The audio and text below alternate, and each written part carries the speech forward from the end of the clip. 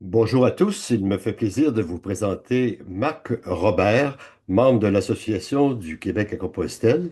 Il est cycliste de longue date. À la retraite, Marc s'est orienté vers le cyclotourisme, lui permettant de joindre deux passions, le sport et l'histoire. Au fil des ans, il a mis la roue dans tout le Canada, l'Est de l'Amérique du Nord, ainsi que dans 29 pays d'Europe.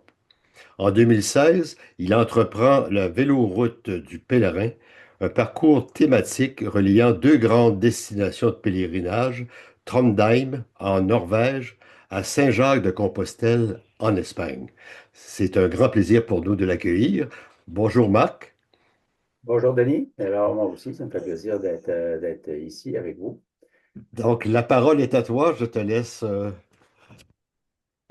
Oui, Donc, c'est bien. Alors on va débuter notre voyage. si tu Alors peux- super. je vais euh, vous renseigner sur comment est venue l'idée de faire ce pèlerinage-là, dans quel contexte c'est né, et par la suite, ben, on va voir le pèlerinage en entier. Alors, si on commence, je vais vous montrer un peu l'existence des Eurovélos en Europe. Sur le continent européen, il y a environ une douzaine, une quinzaine d'Eurovélos. C'est des trajets thématiques pour cyclotouristes. Et ces trajets-là sont décrits avec certains bouquins, etc. Alors, l'Eurovélo 3 est l'une de ces Eurovélos-là. C'est la véloroute du pèlerin. Alors, à part de comme on voit je vais placer mon curseur, si vous me permettez un petit peu. Option du pointeur. Alors, voilà. Fait qu'on a ici le début qui est à Trondheim en Norvège. On peut voir sur la carte la Scandinavie au nord, la France qui est ici, puis l'Espagne plus au sud. Alors, Trondheim, qui est un lieu de pèlerinage pour les luthériens, je vais y revenir tantôt. Là, ensuite de ça, on passe à travers divers pays, 7 pays en tout, pour terminer à Compostelle, Saint-Jacques-de-Compostelle au nord de l'Espagne. Alors, c'est la véloroute du pèlerin. Et puis, comme je mentionnais, c'est la plupart des Eurovélos sont bien documentés avec des volumes. Puis aujourd'hui, avec la trace GPS, le fichier GPX. Et auparavant, j'ai fait quand même d'autres hauts vélos. J'avais fait la véloroute des Grands Fleuves en 2012, qui relie la mer Noire à l'Atlantique. L'Euro-Vélo 13 en 2013 et 2015. En 2 saisons, parce que c'est quand même une route de 10 000 km, alors ça serait difficile de la faire durant une seule saison. En 2018, j'ai fait aussi un trajet de la Roumanie à Paris. Alors, dans ce trajet-là, comme un peu comme par hasard, on voit, c'est le dernier trajet que j'ai fait. À un moment donné, j'ai passé dans la République tchèque, dans une ville qui s'appelle Brno. Puis à ce moment-là, j'ai pu voir aussi un effigie de Saint-Jacques de Compostelle, parce que, comme on va le voir tantôt, il y a on pourrait dire, des points de départ un peu partout en Europe pour se rendre jusqu'à Compostelle. Puis ça, je viens d'en parler un petit peu pour montrer finalement en quoi consiste tout l'ensemble des routes de vélo. À cet endroit-là, il y a aussi le deuxième plus gros ossuaire qu'on retrouve en Europe après celui des catacombes de Paris. À un autre moment donné, sur mon parcours, qui est ici en France, j'ai croisé la Via Francigena, qui est un sentier de pèlerins aussi, qui part de Canterbury en Angleterre jusqu'à Rome. Alors, le trajet de l'Euro-Vélo 13, là, c'est ça. À ce moment-là, en 2015, lorsque je faisais le trajet de l'Euro-Vélo 13, j'ai passé dans le secteur des monastères orthodoxes en Macédoine. Et puis, c'est comme ça qu'est née l'idée du faire de l'Eurovélo 3, qui est la véloroute du pèlerin. Alors, la Macédoine est ici, au nord de la Grèce. Et je m'étais rendu au monastère de Lesnovo. Et puis là, j'ai fait la rencontre d'un moine qui s'appelait Père Isaac, le Father Isaac, qui parlait très bien en anglais. Fait qu'il m'a expliqué comment fonctionnait la vie des moines dans leur monastère, aussi comment fonctionnait la religion orthodoxe, que je connaissais assez peu.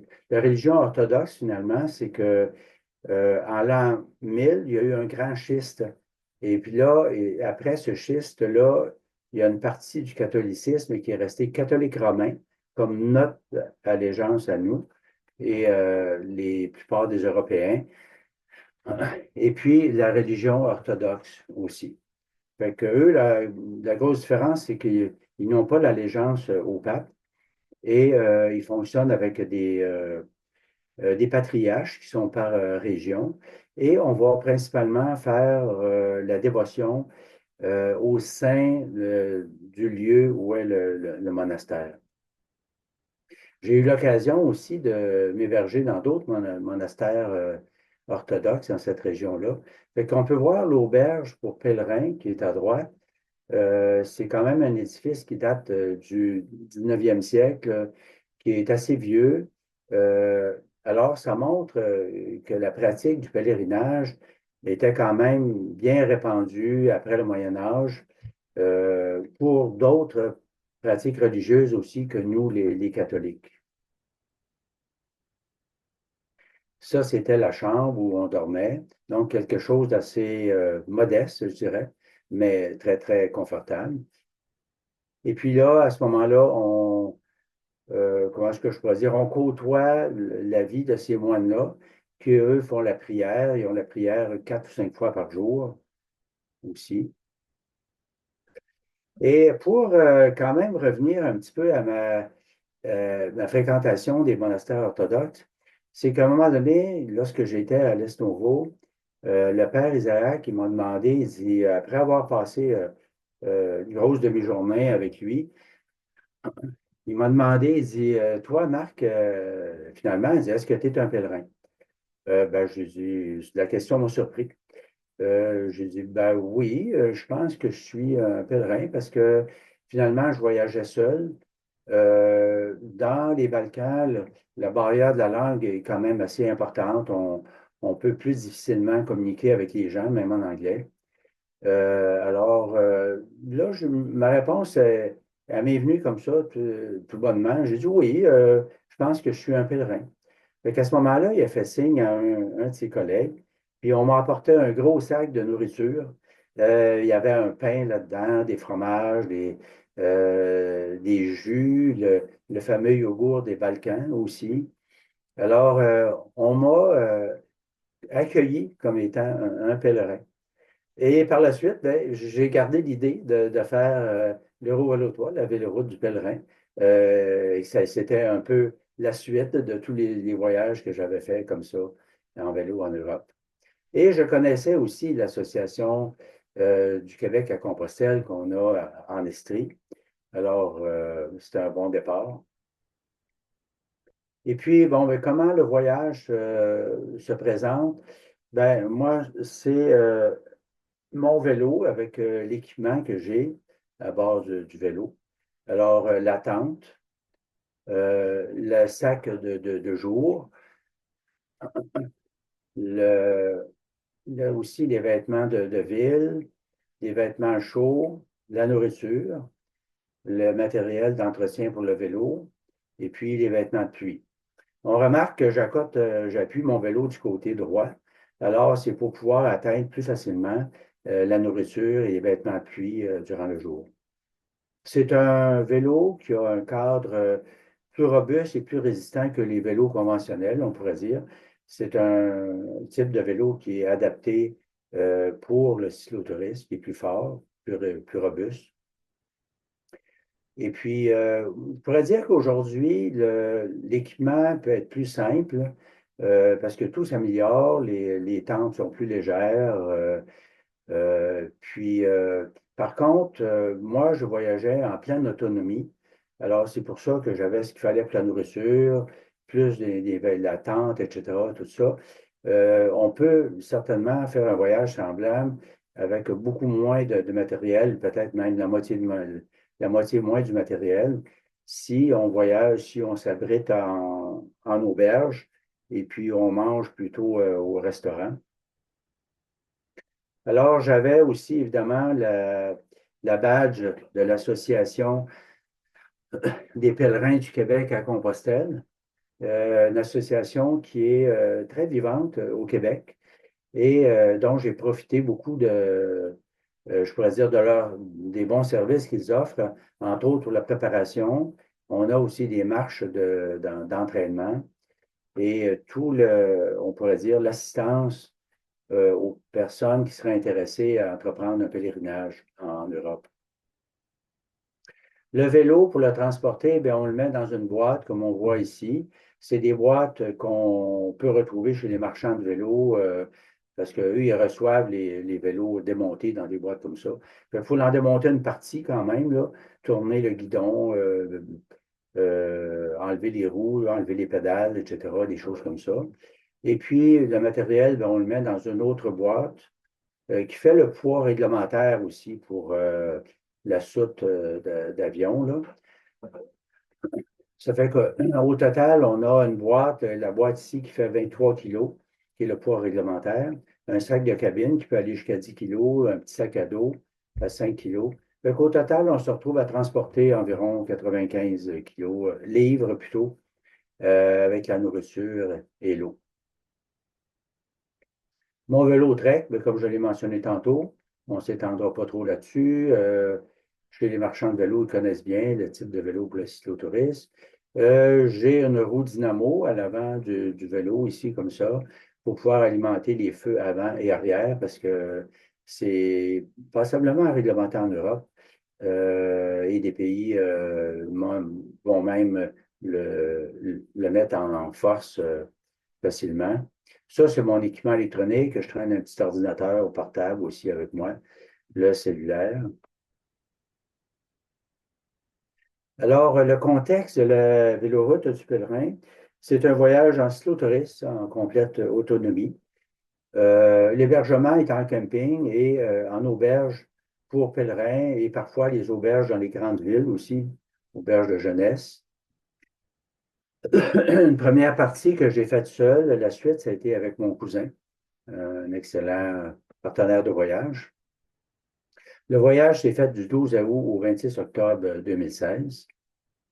75 jours de voyage, dont 61 jours à vélo. On a passé 5 jours à Oslo. Il n'y a eu seulement que 2 jours de pluie dans tout ce voyage-là. 5 jours à Oslo parce qu'il y a eu un petit pépin pour les bagages, le transport des bagages de mon cousin. Fait qu'il a fallu y rester 2 jours de pluie. Fait que le trajet de Trondheim en Norvège à Cap-Finistère en Espagne a fait 4784 km. Fait que ça fait une moyenne de 81 km par jour. Du terrain, pas trop difficile, sauf un petit peu en Norvège et un peu à la fin en Espagne. Fait que la carte du trajet, ben, c'est comme on peut voir. On traverse, il y a 9 pays, la Suède, Norvège, Suède, Danemark, Allemagne, Belgique un peu, France et Espagne. Fait que la partie, on mentionnait tantôt que ce trajet-là, qui est l'Euro-Vélo 3, qui est un trajet de vélo thématique parmi les Euro-Vélos, il relie deux grands centres de pèlerinage, qui est la cathédrale Nidaros à Trondheim pour les pèlerins luthériens d'allégeance luthérienne et Saint-Jacques de Compostelle pour nous, les catholiques romains. Fait qu'à peu près à partir, on dirait, du nord de l'Allemagne, vers le nord et tout la Scandinavie, ils sont la principale pratique religieuse est luthérienne. Et puis vers le sud, c'est catholique romain. Euh, le- les luthériens, ça provient aussi des environ des années 1500. avec Luther, le mot le dit. Luther, qui était un théologien qui enseignait la théologie en Allemagne, dans une université d'Allemagne, euh, à un moment donné, il s'est aperçu que l'Église catholique romaine était en train de prendre des dérives, de telle façon qu'on faisait payer à peu près tous les services, même la confession, etc., tout ça. Puis lui, il disait, moi, c'est pas ça que j'enseigne là, à l'université, là, dans ma théologie, là. C'est que le pardon, c'est gratuit, etc., tout ça.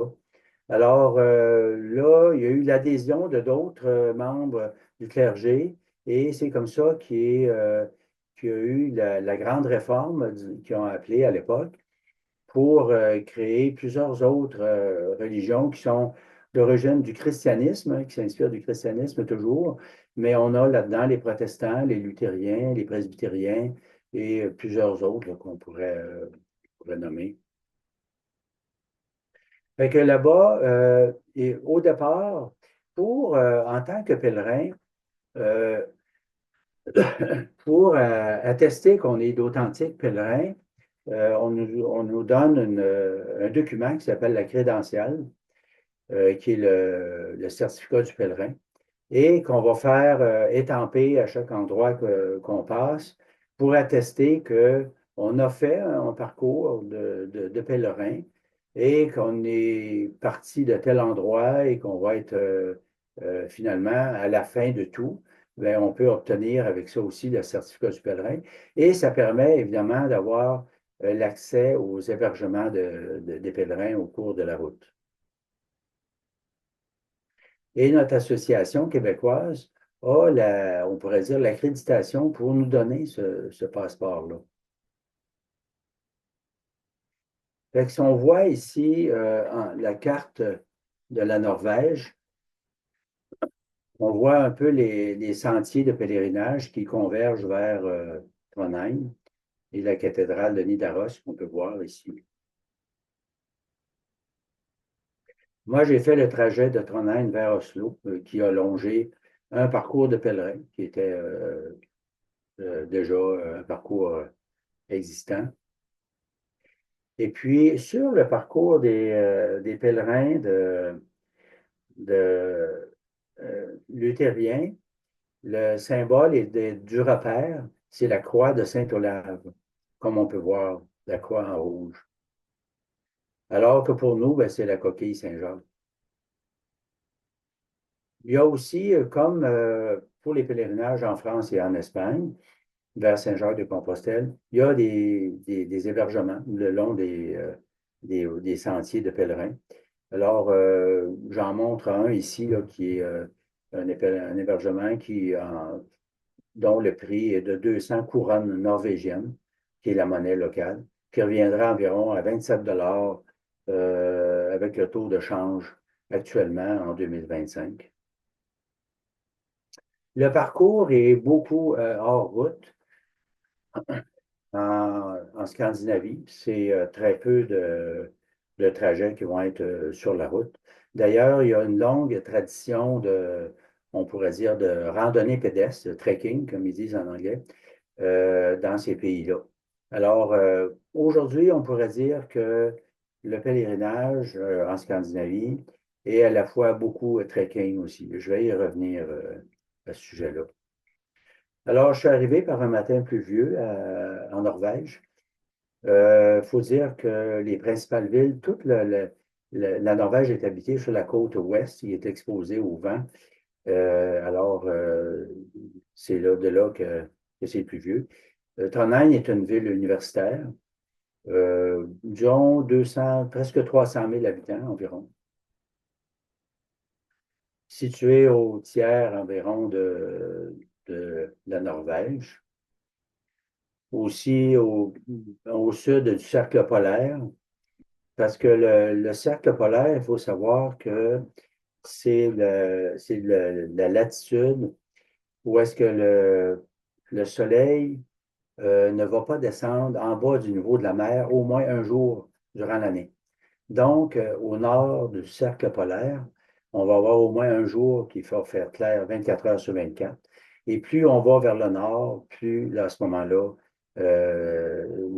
les journées vont être euh, 24 heures sur 24 avec le soleil. Je m'étais rendu dans un voyage précédent à Cap-Nord, ici, dont j'avais passé un mois complet avec 24 heures sur 24 avant de redescendre avec le soleil 24 heures sur 24 de jour.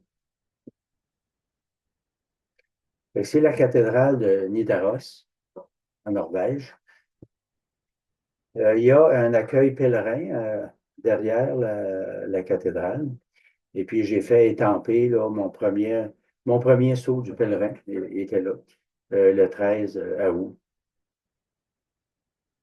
Et puis, à l'accueil pèlerin, il y avait disons, des gens qui se logeaient là, mais ce n'était pas la foule comme on peut retrouver à Saint-Jacques-de-Compostelle, là. C'est vraiment. L'accueil était bien correct, là. Une possibilité peut-être de 50, loger 50, 60 pèlerins, quelque chose du genre. Alors que c'est beaucoup plus haut que ça à Saint-Jacques-de-Compostelle. Et sur la route, moi, je n'étais pas dans les sentiers de pèlerins, évidemment, j'étais sur la route, mais à certains endroits, on pouvait croiser les sentiers pèlerins. Fait qu'on voit les indications ici avec la croix de Saint-Olave. Et puis en Norvège, ben, à chaque fois que je suis allé en Norvège, ben, c'était à chaque fois, c'est la deuxième fois, j'ai vu de la neige en passant sur les hauteurs parce que en partant de la mer, on était au niveau de la mer, mais pour se rendre à Oslo, il faut monter, passer, traverser une chaîne de montagnes et puis redescendre après vers Oslo. Ça fait que donc, on voit qu'on avait de la neige même au mois d'août. Et c'est le pays des trolls, évidemment, qui sont partout. Alors, on pourrait dire que c'est leur mascotte et leur emblème. Alors, ça fait partie de la légende et de l'histoire de la Norvège. J'ai croisé aussi un pèlerin français qui, lui, a quand même un assez gros sac, hein, comme on peut voir, là. Et il était sur la route ce jour-là parce que le sentier était trop boueux sur la montagne. Alors, il est descendu faire une certaine partie du trajet sur la route. Que lui, il était en camping aussi. Est-ce que, disons plutôt, probablement, il était en camping parce que la Norvège est un pays très cher, hein. Donc, l'hébergement aussi est quand même assez cher, assez dispendieux.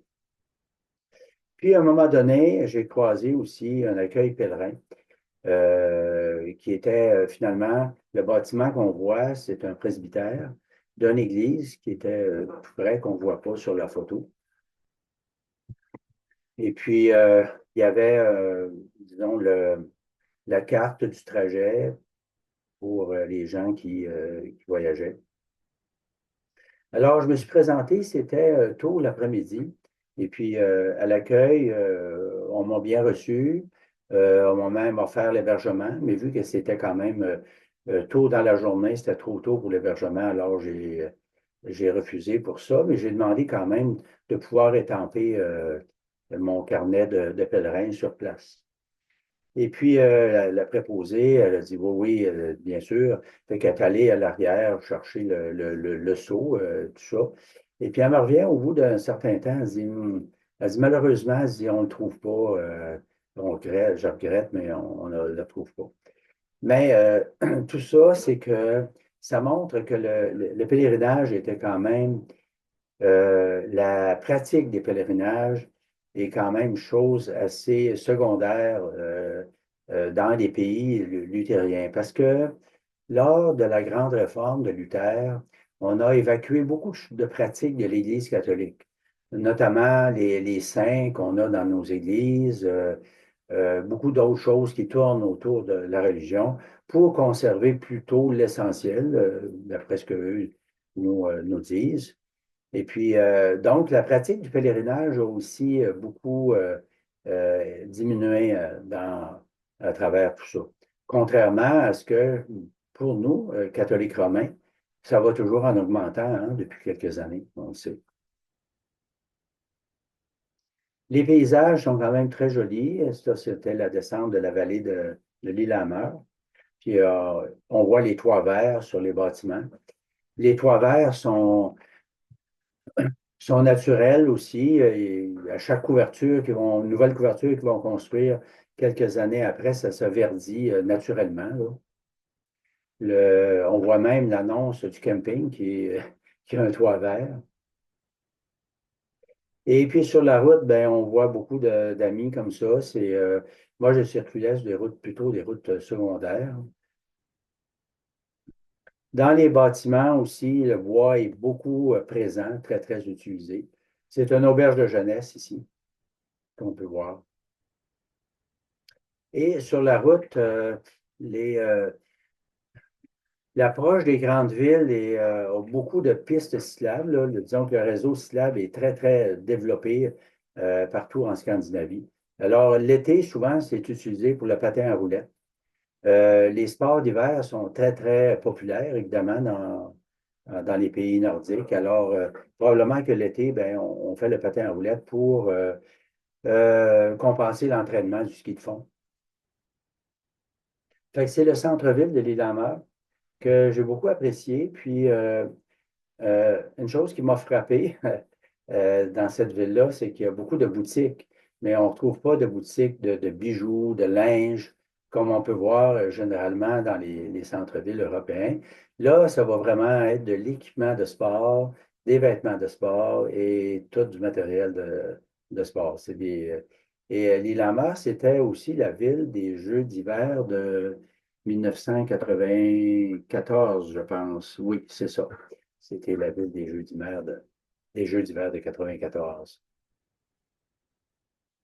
D'autres, les haltes routières sur le parcours.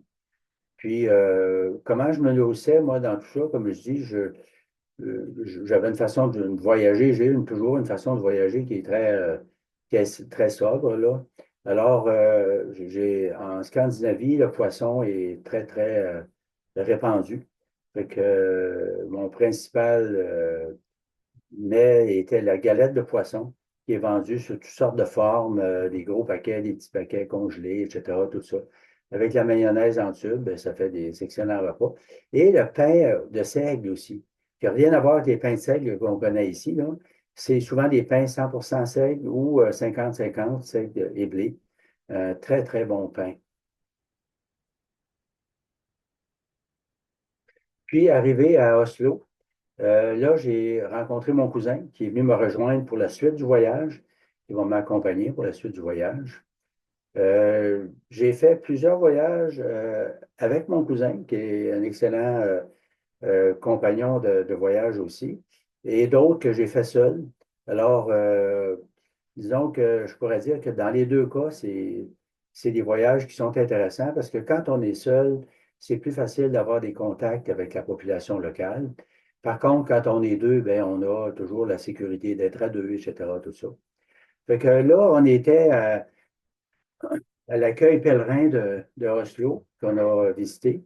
Et à l'intérieur, le célébrant nous a bénis pour le reste de notre voyage. Probablement que c'est pour ça qu'on a eu seulement 2 jours de pluie dans tout le voyage. On n'a pas eu d'incident. Alors, on a fait un excellent pèlerinage. C'était des objets qui étaient aussi à l'accueil pèlerin là-bas. On voit la coquille Saint-Jacques qu'il y avait quand même. Et sur l'indication, on pourrait voir aussi Santiago, 3000 quelques kilomètres. Alors, c'est tous les principaux centres de pèlerinage en Europe qu'on peut retrouver qui étaient annoncés ici. Alors, Trondheim, ben, j'avais parcouru déjà 640 kilomètres pour Oslo. Rome, qui est une destination de pèlerinage aussi, hein, qu'il ne faut pas oublier. Les deux autres que je ne connais pas, là, etc. Et on a obtenu notre étampe à cet endroit-là. On a profité pour visiter un petit peu la culture scandinave, fait que c'est les bateaux, les Vikings, au musée des Vikings. On peut voir sur cette carte-là aussi euh, les principaux trajets que les Vikings faisaient aussi à leur époque, là, des années 600 jusqu'à des années 1000 environ. À 3 reprises, ils sont venus pendant 60 ans. Ils ont fréquenté Terre-Neuve, les côtes de Terre-Neuve. J'étais allé aussi dans un autre voyage de vélo ici à Lens-aux-Médocs, au nord de Terre-Neuve, qui était l'endroit fréquenté par les Vikings à l'époque. Les Vikings faisaient aussi des trajets à l'intérieur des terres par les fleuves jusqu'à la mer Caspienne ici et la mer Noire. C'était un peuple nomade, mais principalement nomade en mer. Ils faisaient le commerce de l'étain aussi. Ils faisaient l'élevage, évidemment, d'animaux à fourrure. En quittant Oslo, ben, on voit comme dans les grandes villes toujours les trajets cyclables qui sont très, très bien aménagés. Ah, peut-être que j'aurais dû vous prévenir avant de montrer cette photo-là. Euh, c'est que la pratique du tabac, le tabac à priser et à chiquer, est toujours existante en Suède. Et là, en quittant Oslo, moi, j'avais une partie du trajet qui passait par la Suède. À un moment donné, je me suis arrêté dans un dépanneur et puis il y avait le frigidaire qu'on voit là. Alors, j'ai demandé, je me doutais bien à quoi ça servait, là. En fait, c'est du tabac qu'on vend. Il y a certains de ces contenants-là qui contiennent du tabac en poudre, une fine poudre déshydratée. Alors là, à ce moment-là, on va le respirer par le nez. C'est ce qu'ils appelle priser. C'est une pratique qui a déjà existé ici au pays, là. Si on parle de ça aux personnes âgées, peut-être ils vont s'en souvenir aussi. Et puis, il y a aussi d'autres contenants qui contiennent des petites boulettes de tabac qu'on met sous la lèvre. Fait que c'est ça que la madame est en train de nous montrer ici, là, de comment l'utiliser, si on veut utiliser des boulettes. Puis là, ben, dans tout ça, on a le même effet que le tabac, là, le stimuli que le tabac procure, là. Fait que c'est toujours une pratique existante en Suède. Un autre événement qui m'est arrivé, un peu comique, puis c'est aussi des choses qui nous arrivent quand on voyage comme ça à vélo et même, je dirais, en tant que pèlerin, il arrive des choses qui ne nous arrivent pas autrement ou qu'un touriste en voyage de touriste ne pourrait pas vivre non plus, là. Fait que souvent, l'avant-midi, comme ça, je m'arrêtais dans un marché d'alimentation pour m'acheter des fruits, un fruit que je mangeais aussi comme collation. Fait que dans ces endroits-là, en Scandinavie, ils ont un endroit pour attacher le chien, puis là, ils ont de l'eau pour le chien, etc. Mais là, tous les endroits étaient occupés. Alors, le type est arrivé, puis il m'a demandé, il m'a présenté la laisse de son chien. Il dit, est-ce que tu pourrais garder, ben, c'est ce que j'ai pu comprendre, parce qu'il me parlait dans la langue locale que moi, je ne comprenais pas. Il m'a dit, probablement que ça voulait dire, pourrais-tu garder mon chien un instant? J'ai juste une petite commission à faire à l'intérieur, puis je vais revenir, parce que tous les autres endroits les endroits pour attacher son chien sont déjà pris. Ça fait que moi, j'ai répondu en anglais. Fait que là, il m'a baragouiné un petit peu d'anglais, puis on s'est bien compris. J'ai dit, c'est parfait, je vais garder ton chien. Fait que j'ai eu un ami pendant, pendant ma pause collation durant cet avant-midi-là.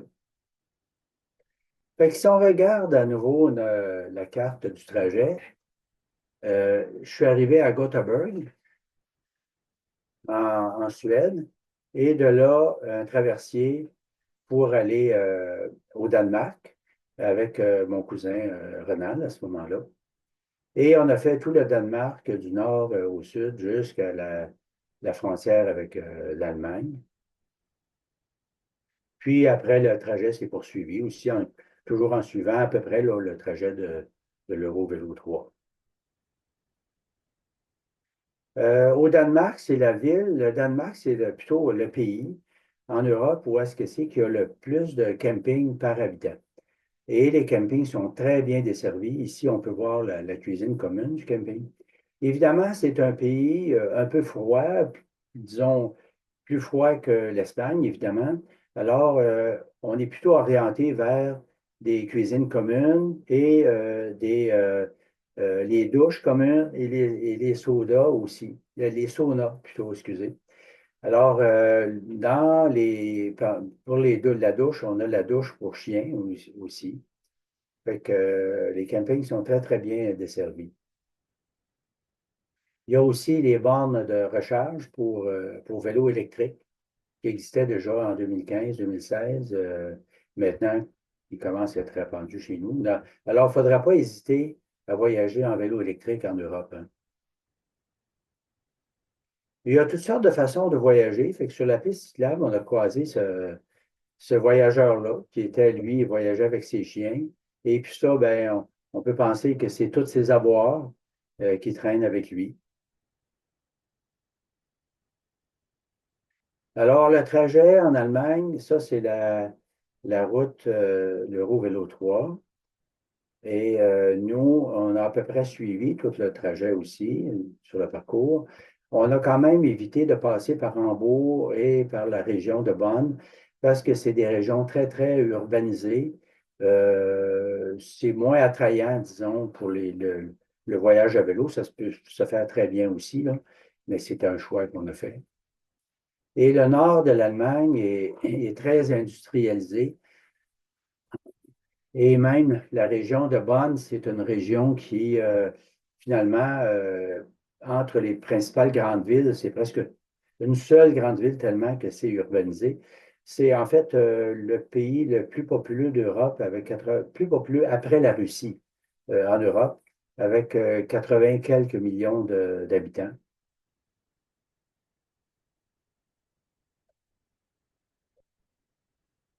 Et partout où est-ce qu'il y a une route en Allemagne, il y a aussi une piste de vélo à côté. Fait que pour ça, on est très, très bien desservi en Allemagne. À Münster, la capitale du vélo, on peut remarquer qu'il n'y a pas beaucoup de vélos barrés, là, hein. Alors, disons, la pratique du vélo utilitaire, surtout, là, sûrement, et disons, commune là, pour tous ces gens-là. Et puis, lorsqu'on est en Allemagne, on ne peut pas éviter de voir les vestiges ou la suite de l'historique que l'Allemagne a connu a été séparée en l'Allemagne de l'Est et l'Allemagne de l'Ouest, faisait partie du bloc communiste à l'Est et de l'Europe de l'Est, de l'Ouest, du côté Ouest. Donc, ça, c'est un monument qui commémore la réunification des deux Allemagnes. Et on était dans une ville, justement, qui était à la frontière des deux. Même la poste se fait à vélo aussi. Arrivé en Belgique, ben, c'est le pays du sanglier. Et la Belgique, ben, évidemment, les vitrines sont toujours très, très appétissantes. On ne peut pas passer à côté. Puis sur la Meuse, on a commencé aussi à revoir, là, on voit les symboles de l'Eurovélo 3 qui passe dans la vallée de la Meuse. Il y a le trajet longe souvent aussi la rivière avec les canaux. Il y a certains endroits qui ont des canaux. Et puis, le long des canaux, on voit ces trajets-là, ces routes-là, qui sont maintenant des chemins, des voies cyclables, mais qui étaient auparavant des voies de halage, parce que les bateaux étaient remorqués avec des chevaux. Le transport sur les canaux en Europe en général a cessé dans les années 70. Aujourd'hui, les canaux sont utilisés pour les bateaux de plaisance, beaucoup. Mais il y a une multitude de trajets cyclables qui sont le long des canaux, surtout en France, là, le canal du Midi, etc., tout ça. On les a même vus, nous, parce que ce printemps, ma conjointe et moi, on a fait aussi un pèlerinage, mais cette fois-ci, sac à dos, à pied, en France. Alors, le chemin de Compostelle qui est annoncé sur le parcours de la Meuse. La Meuse fait penser un petit peu à la Loire. C'est pour ça que j'ai pris cette photo-là. Il y a beaucoup de villages. C'est cyclable là, le long du cours d'eau, dans la vallée, etc., tout ça.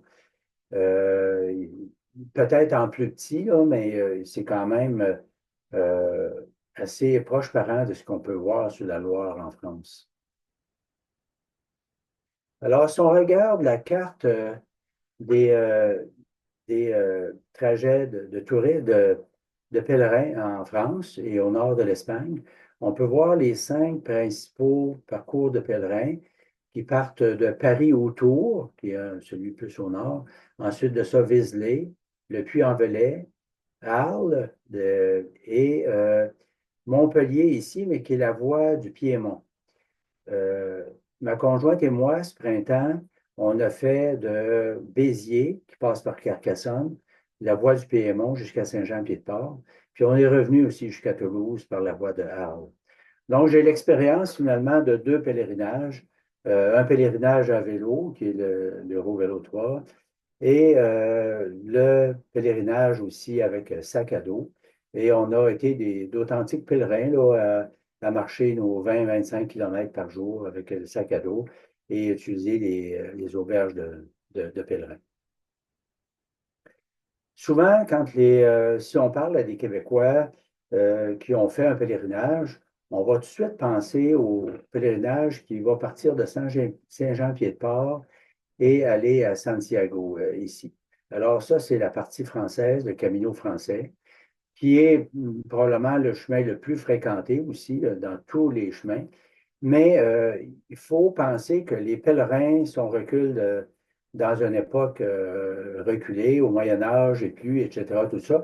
La pratique du pèlerinage a commencé de façon je dirais, plus intensive là, dans les années 1000 environ, là, et par la suite a toujours été en augmentant.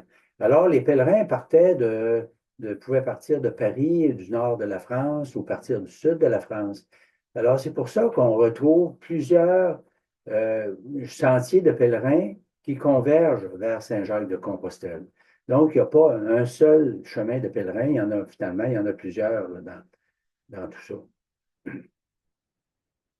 Mais celui qu'on entend parler le plus souvent, c'est le Camino français. Alors, l'Euro-Vélo 3 passe par Paris et le chemin de Tours. Et par contre, nous, on a choisi de passer plutôt par le chemin de Vézelay, en pensant que le chemin de Vézelay serait peut-être plus pittoresque. Puis aussi, on voulait éviter Paris, qui est un grand centre, qui est, disons, peut-être plus fastidieux à faire à vélo. Mais quand même, je pense qu'il y a d'excellents trajets cyclables là, dans les environs de Paris. Ça aurait très bien pu se faire aussi, là. Et de Saint-Jean-Pied-de-Port jusqu'à Santiago de Compostelle. Puis, comme je le mentionnais, ce printemps, ma conjointe et moi, on a fait la voie du Piémont qui longe les Pyrénées tout le long.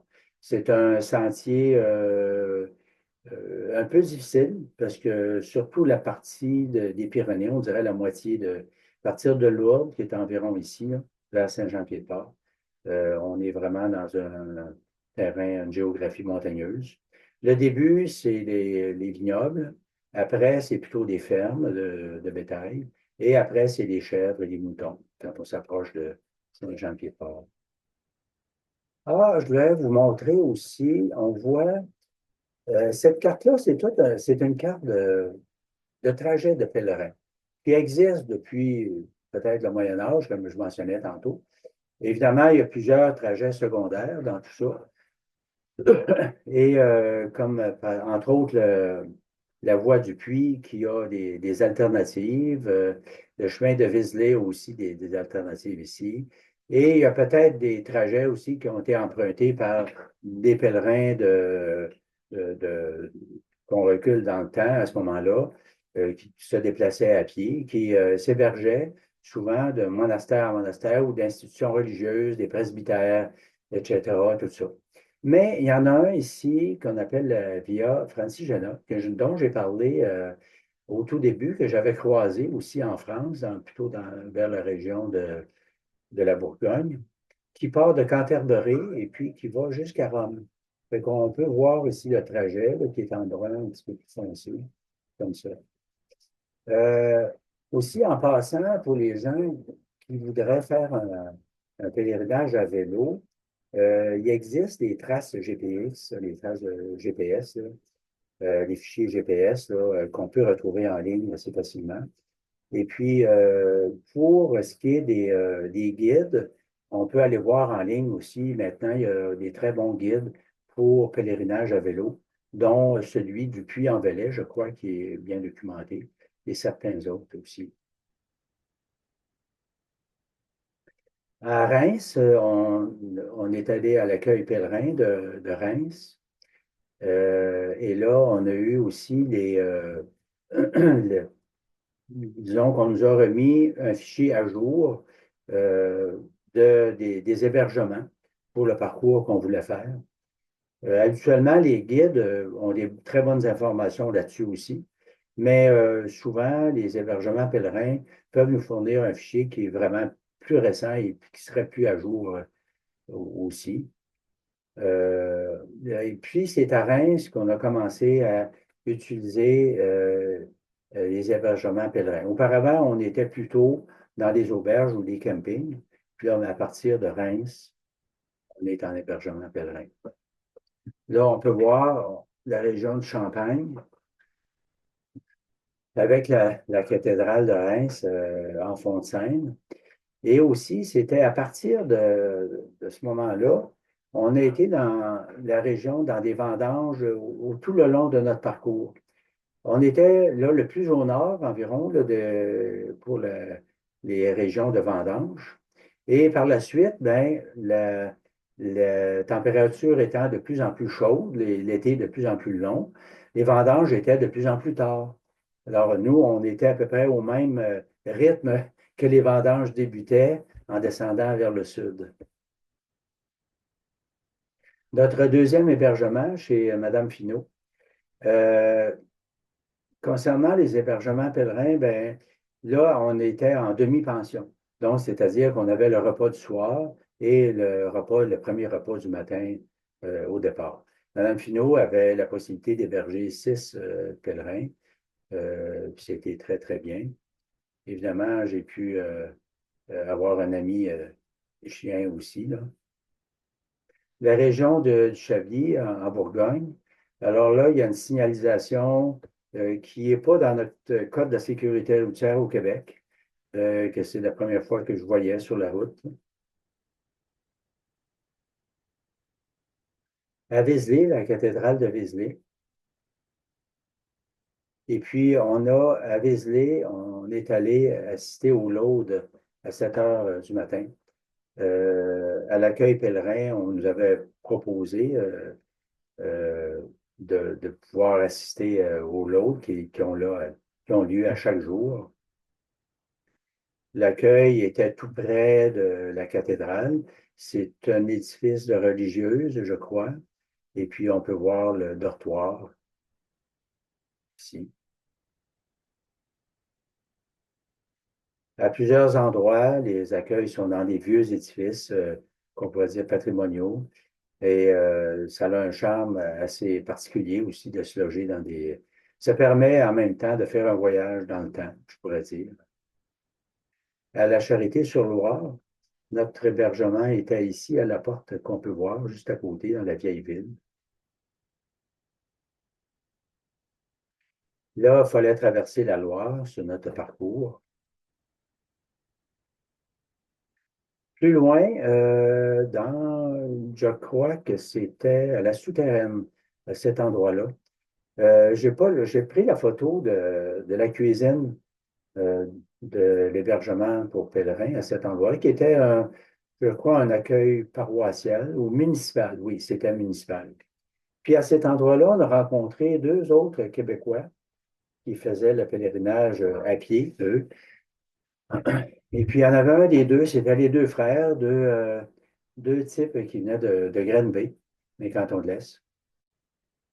Puis il y en avait un des deux qui avait un peu le moral à terre, ça fait que mais bon, on jasait avec eux autres, puis on avait convenu qu'on leur déjeunerait ensemble le lendemain matin. Fait que nous, en voyageant à vélo, on peut quand même se faire des provisions de nourriture pas mal plus qu'un pèlerin qui voyage avec son sac à dos. Tu sais. Dans le sac à dos, on a peut-être quoi, un sac d'arachide, un petit peu de nourriture, on peut avoir un pain avec un pot de beurre d'arachide, etc., tout ça, mais on ne peut pas transporter beaucoup de poids. Alors, le pèlerin qui est à pied, lui, ben, il va au dépanneur du coin ou à la petite épicerie du coin. Puis s'il est chanceux, il va avoir une grosse épicerie. Sinon, il va être obligé de peut-être être plus modeste dans son alimentation. Mais nous, on avait une grosse épicerie à ce moment-là. Fait que le matin, on a pu leur faire un bon déjeuner québécois avec du bacon, de la saucisse, des crêpes, du beurre d'arachide, etc., tout ça. On n'avait pas les fèves au lard, ça, c'était plus difficile à trouver. Mais ça nous a permis peut-être à ces gens-là de partir avec un meilleur moral pour la suite de leur pèlerinage. Il y a plusieurs belles petites églises sur le parcours, comme on peut voir ici à côté, de l'hébergement pour pèlerins qui était ici. Donc, c'était probablement paroissial, l'hébergement. L'intérieur des églises, qui vaut toujours la peine d'aller visiter, qui a, je dirais, une personnalité différente d'une à l'autre.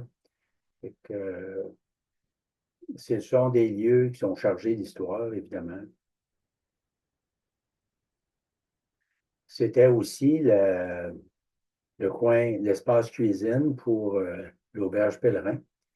Et puis, le type qui nous recevait, qui tenait l'endroit, le préposé de l'endroit à ce moment-là, c'était comme ailleurs, un peu partout, des bénévoles. Et puis, lui, il était parti de sa ville, de son village ou de l'endroit où il demeurait, puis il y avait 3 jours à pied à faire pour se rendre à cet endroit-là, pour faire son bénévolat. Et puis, il l'a fait comme un authentique pèlerin, c'est-à-dire qu'il a demandé au village d'avoir un logement. Ça fait que parfois, à la municipalité même ou à la mairie, on peut aiguiller les gens pour leur dire oui, on pourrait vous héberger.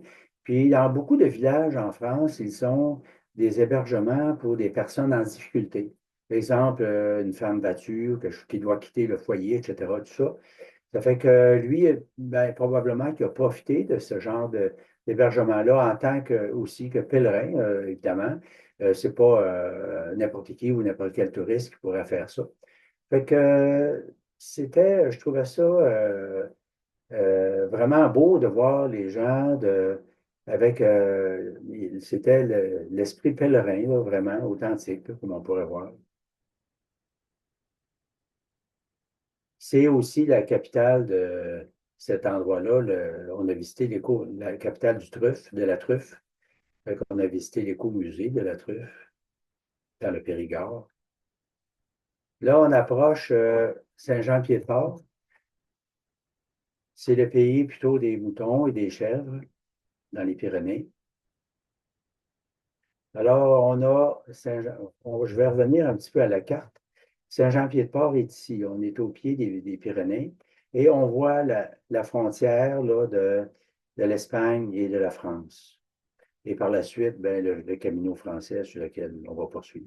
Donc, on va avoir à traverser une petite chaîne de montagnes qui est les Pyrénées à cet endroit-là. La ville de Saint-Jean-Pied-de-Port, qui est une ville de 50 000 habitants environ, je pense, pas très grosse, mais qui est très touristique aussi. On peut voir à gauche ici un commerce qui vaut la peine de mentionner parce que c'est des Québécois. Pour y avoir passé cet été, encore une fois, on est allé à ce commerce-là, c'est des Québécois qui le tiennent. Là, à cet endroit-là, on peut se procurer tout le matériel qu'il nous faut pour le pèlerinage.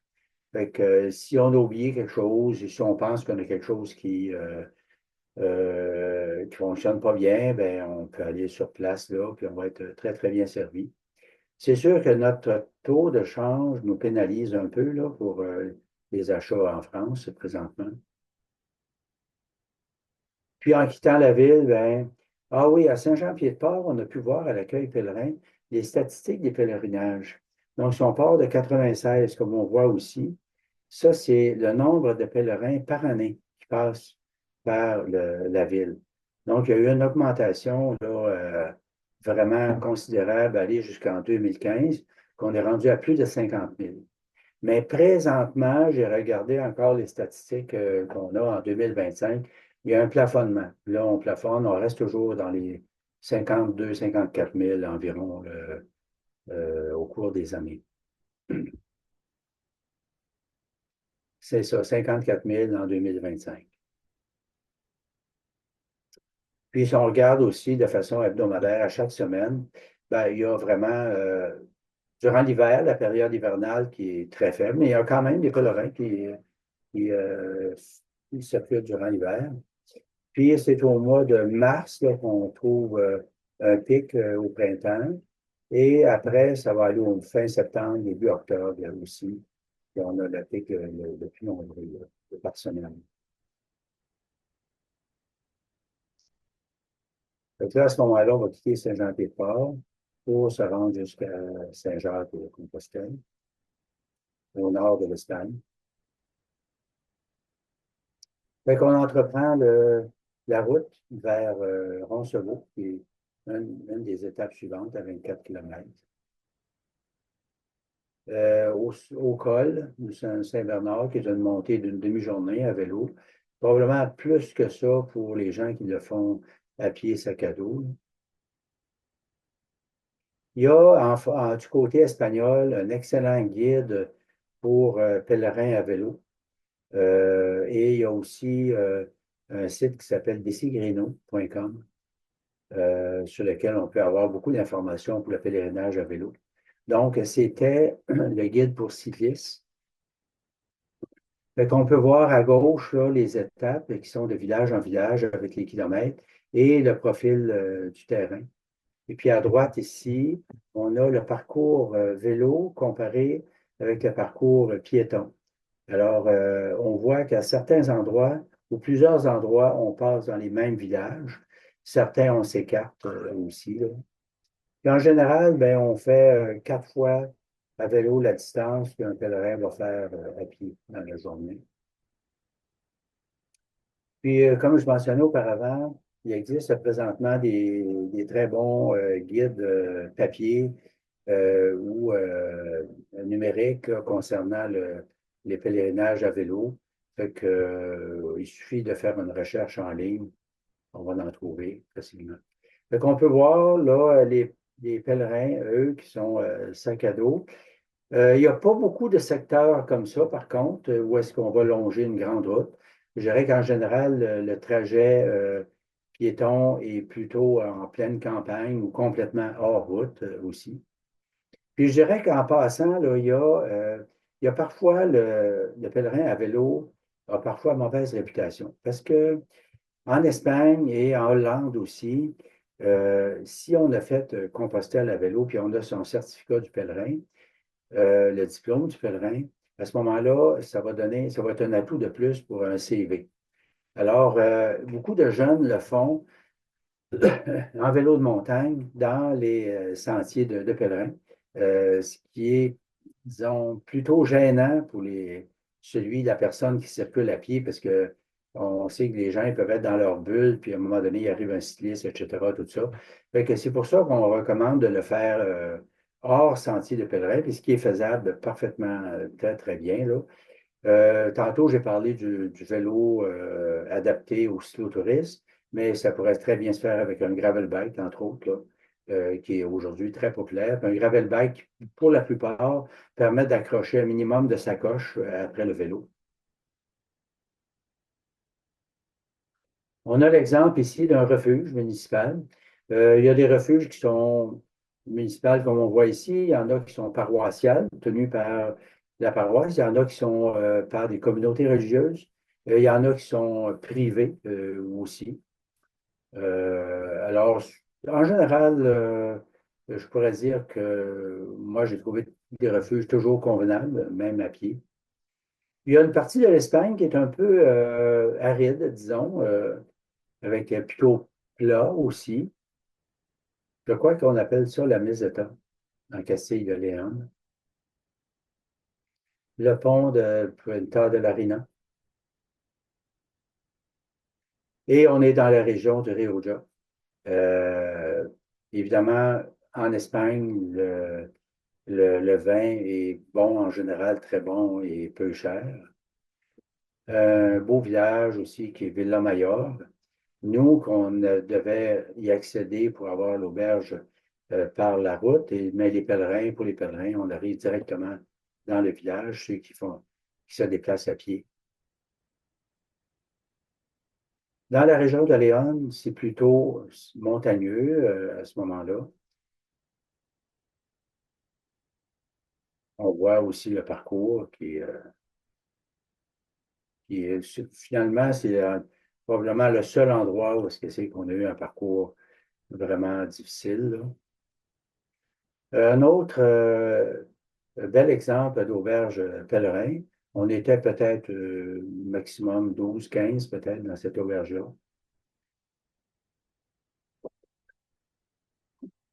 Là, c'était le repas du soir, euh, un repas plutôt communautaire. Alors, le préposé de l'auberge demandait aux gens s'il n'y avait pas des gens qui pouvaient être bénévoles et participer à la préparation du repas, et d'autres participer à autre chose, servir, faire la vaisselle, etc., tout ça. Alors, c'est comme ça que ça se passait. Il y a des gens qui ont des pèlerins qui ont participé à la préparation du repas, d'autres au service. Et il y a une dame ici qui, elle a servi d'interprète pour nous tous. Interprète en espagnol, anglais, allemand et je crois l'italien peut-être aussi. Alors, c'était vraiment accueillant de sa part. Puis, un jeune Américain ici, qui nous a chanté le Bénédicité en latin pour le début du repas. Le village d'Ossibrio, qui est le plus haut en altitude au nord de l'Espagne. Comme on peut voir, l'architecture est différente d'un endroit à l'autre, mais ce village-là était vraiment exceptionnel, là. Toujours au lever du matin, c'est vraiment un moment magnifique dans la journée au départ. Ça, c'est les cabazos qu'on peut voir en Galice. Ça servait de grenier pour l'entreposage des grains. Alors, c'est pour ça que cette espèce de construction-là, elle est, voyez-vous, sur des poteaux et des plaques comme ça de pierre pour empêcher la vermine d'atteindre les grains à l'intérieur. Puis aujourd'hui, ben, c'est devenu des monuments nationaux qui sont protégés par des lois, là. On croisait souvent les petits marchés le long de la route, euh, ce qui est peut-être assez différent de ce qu'on pourrait voir au Québec. La nourriture est excellente en général aussi. Puis la beauté des paysages, des villages aussi qu'on peut traverser. Donc, à chaque endroit, on peut voir que les matériaux qui ont servi à la construction sont différents, ils sont d'une couleur différente aussi. Et puis, notre arrivée à Santiago de Compostelle. Là, la cathédrale est en rénovation, malheureusement. Mais c'est quand même une étape importante. Alors, on a eu notre sceau, évidemment, qui est à Santiago, et notre diplôme, qui est la Compostela, le diplôme de pèlerin, qui atteste qu'on a fait. Alors, à l'accueil pèlerin, là-bas, ben, la façon que ça se passe, on regarde votre carnet de pèlerin, et puis on peut voir que finalement, à chaque jour ou à plusieurs endroits, dans notre étang de pèlerin, etc., tout ça. Et on voit le point de départ aussi. Fait que c'est comme ça qu'on peut inscrire notre nombre de kilomètres qu'on a parcouru. Il faut, obtenir le Compostela, si on est des pèlerins à vélo, il faut avoir parcouru au moins 200 kilomètres, alors qu'à pied, c'est 100 kilomètres. J'ai pas de l'information si on peut obtenir le Compostela aussi si on le fait avec un vélo électrique, mais je penserais que oui, que c'est un excellent moyen de voyager aussi. Et puis, il s'agirait probablement de s'informer en ligne. Là, on pourrait probablement sûrement avoir l'information. Puis, autre détail aussi, il y a un accueil pèlerin francophone à Saint-Jacques-de-Compostelle, alors pour les Français et les Québécois. Et je connais des collègues québécois pèlerins qui ont été aussi comme tenir l'endroit, là, je ne me souviens pas du nom du préposé, mais c'est tenu par des bénévoles pour faire l'accueil et les renseignements et l'information de tous ces gens-là et peut-être aussi donner un certain support moral parce que plusieurs des gens viennent d'accomplir quand même quelque chose d'assez important là, dans leur vie. Donc, on peut voir l'intérieur de la cathédrale ici et la messe du pèlerin avec l'encensoir. Là, on ne la voit pas balancer l'ascensoir, mais on la fait balancer de- d'un bout à l'autre de la nef de la cathédrale ici. Fait que c'est un très gros encensoir qui répand beaucoup de fumée puis qui est tiré par plusieurs personnes là, qui la font balancer en même temps. Et puis, la messe du pèlerin, c'est un événement quand même important, qu'on soit croyant ou pas croyant, là. Lorsqu'on a été pèlerin, qu'on a vécu beaucoup d'événements sur le parcours, c'est comme, comment est-ce que je dirais, donc, c'est comme reconnaître tout l'accomplissement que les gens ont fait c'est un moment qui est, disons, très, très important pour beaucoup de pèlerins, qui vaut la peine de vivre aussi. La cathédrale était bondée, il y avait, je dirais peut-être le tiers ou le quart des participants qui étaient debout parce qu'il ne restait plus de place pour s'asseoir. C'est un des endroits pour s'héberger, le séminario. Alors, on peut voir les dortoirs au séminario. On utilise beaucoup en Espagne des draps jetables qu'on voit couvre-matelas et draps et couvre-oreiller aussi pour éviter les problèmes de punaise de lit. Alors, par la suite, là, on était à Saint-Jacques-de-Compostelle, qui était à l'extrémité du nord-ouest de l'Espagne. Et pour beaucoup de pèlerins, Euh, pour une raison ou pour une autre, mais parce que ils ont, ils ont marché pendant plusieurs semaines, peut-être des fois des mois de temps. Alors, ils ne veulent pas s'arrêter du jour au lendemain, fait qu'ils poursuivent jusqu'à Muxia ou Finistère. Alors, il y a des hébergements pour pèlerins aussi sur le parcours. Fait que c'est ce qu'on a fait. Fait qu'ici, c'est Muxia, le petit village qui est au bord de la mer, et Finistère, le village de Finistère, qui veut dire fin de terre, mais fin de terre pour les Latins, parce qu'il y a d'autres Finistères aussi ailleurs sur les côtes. Là. Alors, c'est le plus loin qu'on s'est rendu en tant que pèlerin à vélo à Finistère. Et de là, on est revenu à Santiago et de Santiago, notre vol de retour était à Madrid. Alors, merci pour votre participation. On termine notre présentation ici et je vais juste mentionner que j'ai aussi un blog qu'on peut voir, unbaroudeuravelo.wordpress.com, qu'on pourrait aussi voir d'autres détails sur ce voyage-là et sur mes autres voyages que j'ai faits. Alors, merci Denis pour cette... Ben, merci infiniment, Marc. Ce fut passionnant, intéressant. Tu es un être passionné et engagé et entier. Donc, merci énormément au nom de tous les gens qui vont visionner ce très beau document. Donc, merci infiniment.